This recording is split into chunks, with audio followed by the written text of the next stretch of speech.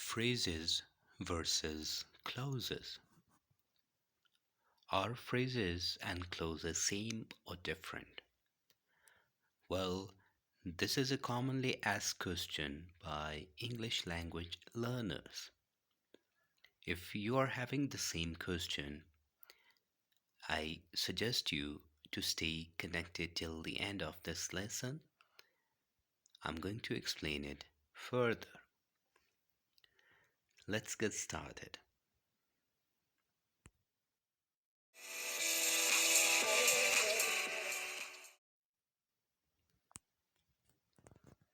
Consider these sentences.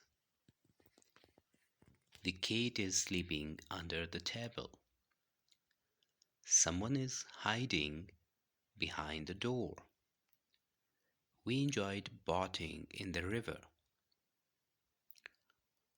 What is the phrase and clause in these sentences?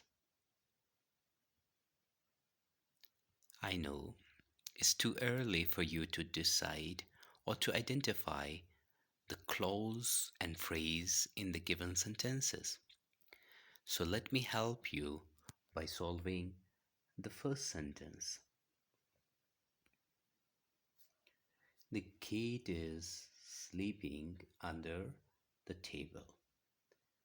So the cat is sleeping is a clause.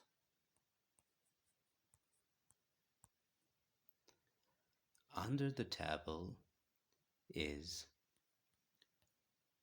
a phrase. But how?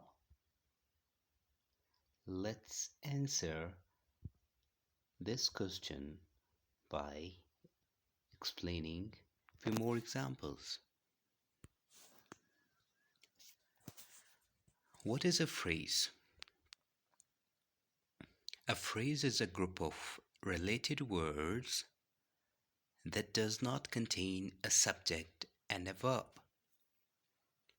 This is very important for you to note. Or, in other words, we may also say that a phrase is joining of two or more words. Two or more words makes a phrase. If the combination of words is without subject and verb, it's a phrase. So, what is a phrase? A phrase is combination of such words without subject and without a verb. It could be combination or joining of any group of words without a subject and without a verb. Consider these examples. At the station, near the hospital, on the roof, in my pocket. So, in all these examples, there is no subject and no verb.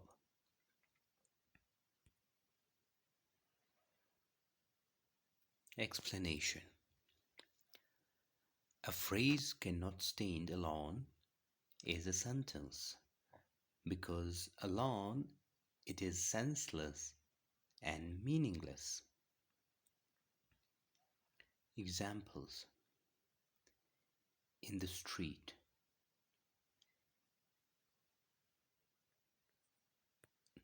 It is incomplete because it can't stand alone is a sentence. Remember, each word of a phrase has a meaning, but it does not collectively make sense like a sentence.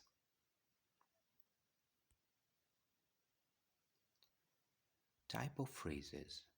So, the common type of phrases are noun phrase, verb phrase, adjective phrase, adverb phrase, prepositional phrase. I would be recording a complete lesson on type of phrases. Okay, so let's move to clause.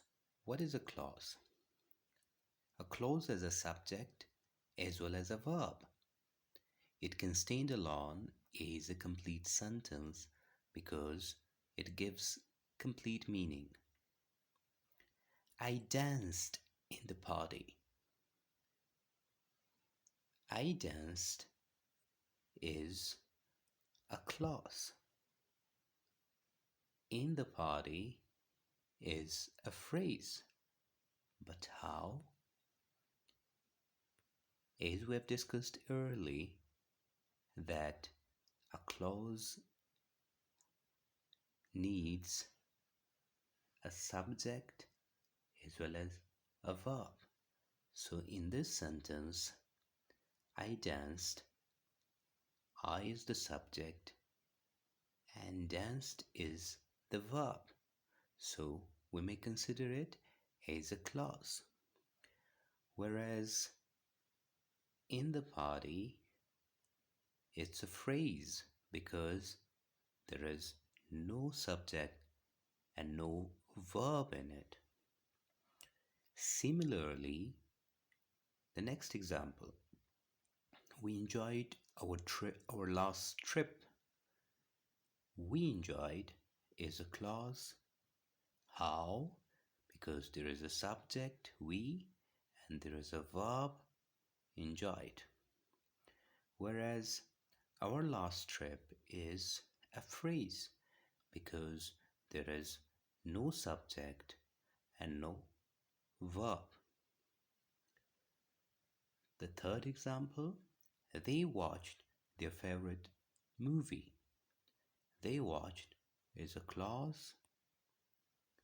Their favorite movie is a phrase.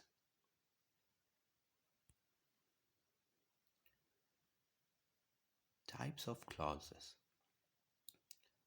Clauses are mainly of two types, main clause or independent clause. Now, what is meant by an independent or a main clause? It can stand alone as a complete sentence. Examples: he shouted for help. There is a subject, there is a verb in it. Alright, so it is a clause. And what type of clause? Independent clause. I cancelled my tour. This is also example of independent clause because it gives a complete thought, a complete sense, and it can stand alone. So all those clauses which are meaningful are considered to be independent clause. Now, the second type of clause is a subordinate or dependent clause. Dependent clause cannot stand alone, needs to be added with another clause to be meaningful. Let's consider some examples. Because he was in danger, he shouted for help. Now, this one is example of a dependent clause because it's not giving complete meaning. So what we need to do, we required another clause with it. He shouted for help. He shouted for help is independent clause. So do remember that the dependent clause always needs help. So in this case, the dependent clause needs to be added with an independent clause to make it meaningful.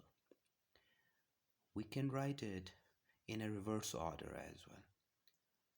I cancelled my tour. So this is example of independent clause.